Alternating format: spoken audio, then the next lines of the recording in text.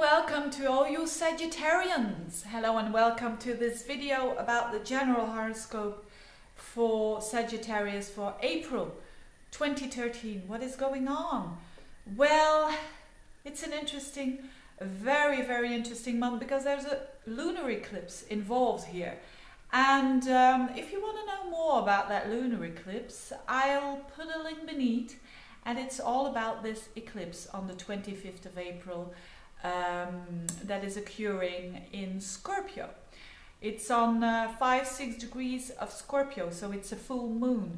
And it's very interesting. If you want to know more about it, this is more in detail. Now, this month for all of us is a month that the theme is letting go of certain tension, and very positive because it can happen all of a sudden, and it means letting go of things that have been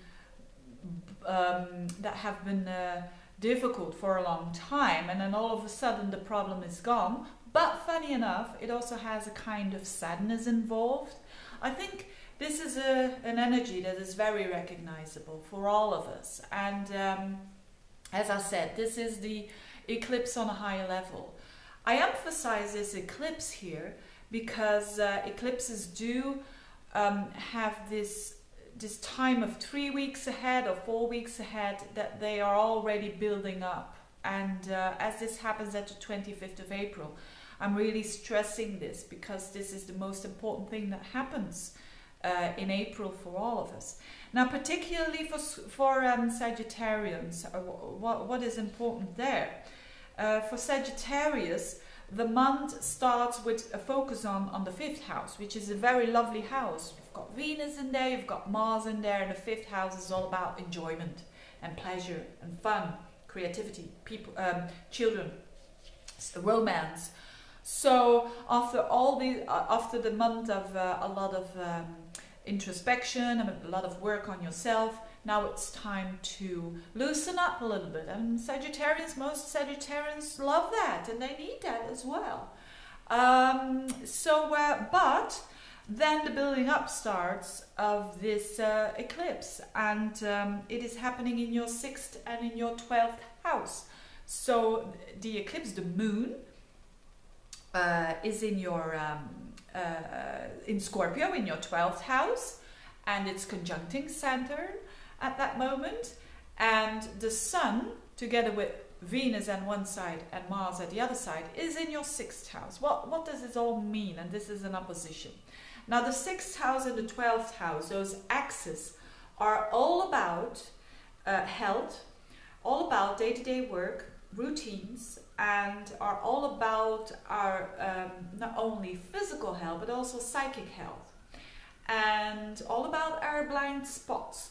So for Sagittarius, it's really a good time to the things that have been the blind spots that we had, and hopefully you don't have a lot of them, but it's always an interesting time when we do spot the blind spots, because that's the 12th house, you know, the things that are hidden, and actually that are hidden from ourselves. Saturn is working there and doing a lot of cleanup cycle, and that lunar eclipse emphasizes it. So the things, and also patterns that because the 6th house is the day-to-day stuff that we do, so bad habits and patterns that are no longer working for us can come to the surface, and something can happen that makes you realize, hey, I've got to stop this, whatever it is, you know, smoking or drinking, or it could be any other thing, you know, being addicted to the computer or to games or whatever it is, or work or sex. But whatever it is, this eclipse is about releasing tension, so it's very positive. But there's a challenge going on for the releasing, and because Mars is involved, Mars is really trying to break out of it, and it's a bit a clumsy Mars in Taurus, because Mars doesn't really like to be in Taurus. It's like Mars, male energy in a very feminine Taurus sign.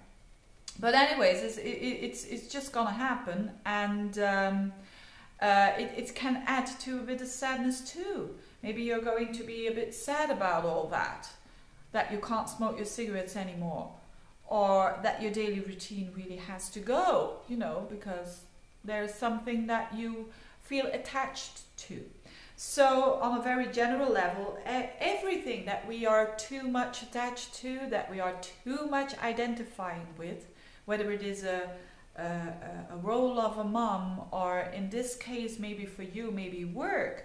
Maybe a lot of Sagittarians are too attached to their work and they identify themselves with that work. Then you do have a problem, you know.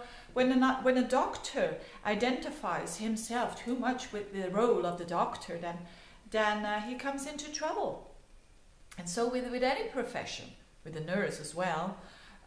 So they feel that they're just that is their identity. But of course we're all more than one role that we're playing.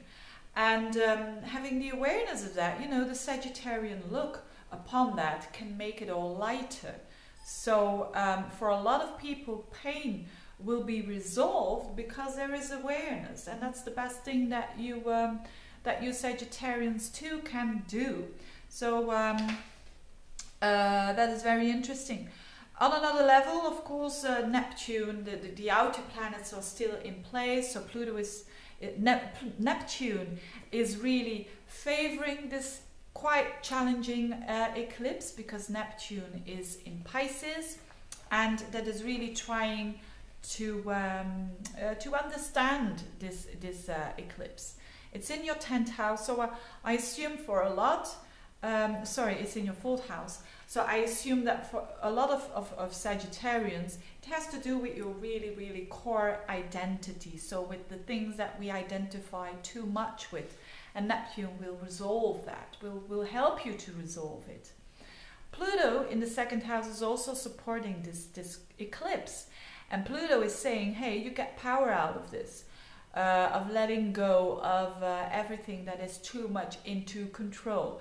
So the things that you are too controlling about, it is fear, of course, and that you can transform from that if you let go of it. So all very quite deep stuff with this eclipse going on, and of course it's in Scorpio. It is always deep stuff when it's happening in Scorpio. Now Mercury is together with Uranus for almost a whole month in your 5th house. So at the same time, whilst all this is going on, you do have opportunity to think about fun and to think about happiness, and to trying to create your own happiness, starting with your mindset. That is very important. So I hope you have a good month. I wish you all the best for the month of April, and I'll see you soon next month. Bye bye.